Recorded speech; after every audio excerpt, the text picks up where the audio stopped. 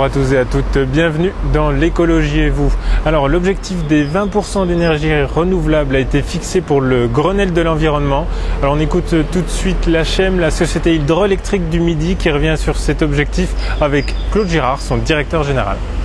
L'HM a, un peu contrairement aux autres sociétés qui ont à peu près arrêté leur développement hydraulique dans les années 80, a continué une politique de développement soutenu, non pas sur des grands projets, mais sur une foultitude de petits projets. Et nous en avons toujours un en construction, un en demande d'autorisation et au moins un à l'étude.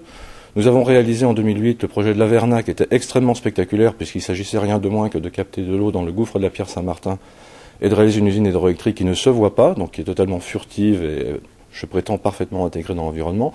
Nous avons aujourd'hui un projet toujours dans le Pays Basque, au Lari, qui est actuellement à l'enquête publique, donc dont nous avons bon espoir évidemment d'aboutir, et nous en avons ensuite un flux, j'en ai une dizaine dans mon panier, qui vont pouvoir être réalisés au fil du temps. C'est ne plus faire des projets d'ingénieurs qu'on essaye ensuite d'imposer aux populations, ça ne marche plus. Ça pouvait se faire à l'après-guerre quand le besoin était de remettre du courant pour alimenter les Français, donc là on faisait des murs en béton dans les vallées, et puis après le reste advienne que pourra. Il n'y avait pas en 1950 une sensibilité environnementale aussi développée qu'aujourd'hui. Bien, donc ça veut dire aussi, ce que je suis en train de dire, que quelques ouvrages sont un peu des contre-références, sont devenus des contre-références alors que ce n'était pas l'objet tout simplement au départ, même s'il y a beaucoup d'efforts d'adaptation qui sont faits. Donc aujourd'hui, nous avons la conviction que ces projets d'ingénieurs, comme je dis, ne passeront plus en tant que tels. Et l'Averna en est un exemple. Je vais illustrer un peu mon propos.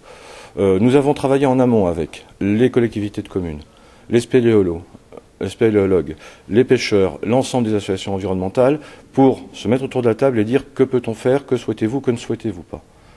À l'issue de cette phase de concertation, nous sommes arrivés à une sorte de cahier des charges de notre environnement dans lequel on a ensuite travaillé notre projet technique. Ce qui fait qu'aujourd'hui, l'Averna tourne. Elle fait 4 mégawatts. Elle aurait peut-être fait 6 si on avait fait le meilleur projet d'ingénieur, mais aujourd'hui, je pense que je serais encore en contentieux au tribunal. Donc notre conviction, nous, CHEM, c'est qu'on ne fait plus les projets contre la population, contre l'environnement, mais avec. Mais évidemment, ce sont d'autres projets. Ça, c'est la partie de ma réponse qui concerne les développements nouveaux. Sur les sites existants, c'est vrai que nous avons un certain nombre de soucis. Les principaux sont quoi? Qu'est-ce qu'on peut reprocher à l'hydroélectricité? Parce que c'est assez particulier, c'est une énergie renouvelable et sans CO2 qui est quand même souvent mise à l'index par certains environnementalistes. Alors si on veut essayer d'être objectif, les deux principaux problèmes qui se posent sont les suivants. C'est le transit des sédiments, c'est-à-dire que le barrage est un obstacle qui empêche les sédiments, somme toute, de suivre leur cheminement normal.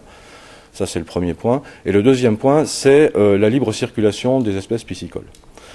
Bon, alors, sur ce deuxième point, nous y travaillons depuis fort longtemps, puisqu'il y a beaucoup de sites qui sont aménagés, soit pour pouvoir laisser transiter les poissons vers l'aval, soit pour pouvoir les faire remonter par des ascenseurs ou des rivières artificielles qui leur permettent de contourner l'obstacle.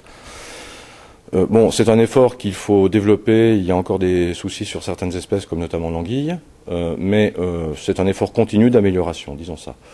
Sur le transit des sédiments, c'est un peu plus compliqué. L'obstacle, par nature, bloque les sédiments, et nous avons un certain nombre de procédures qui sont surtout liées aux inspections décennales des ouvrages, inspections pendant lesquelles l'administration nous impose de vider les ouvrages, pour faciliter ce transit de sédiments.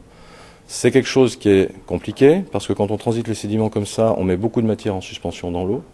On a un risque de baisser le taux d'oxygène dissous, d'augmenter les taux de certaines choses qui sont absolument pas bonnes pour la vie piscicole, comme l'ammoniac, le NH4, etc.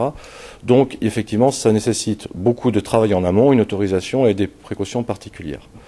Nous plaidons pour, et la loi, d'ailleurs, la LEMA nous incite à travailler dans ce sens-là, pour ce que la loi appelle un transit régulier des sédiments.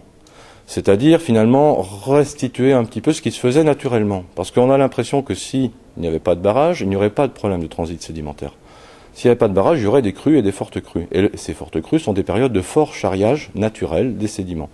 Donc l'idée, c'est de retrouver des modes de fonctionnement qui se rapprochent de ces phénomènes-là, en utilisant le plus possible les crues existantes, pour essayer de faire ce qu'on appelle dans le jargon des transparences, qui consiste à restituer finalement dans les crues la quantité peu ou prou de sédiments que la crue naturelle aurait elle-même charrié. Voilà pour vous donner des exemples d'actions d'amélioration. Voilà, c'était l'écologie et vous avec la CHEM, la Société hydroélectrique du Midi. Pour ma part, je vous retrouve dans 2 semaines pour un prochain numéro. Au revoir.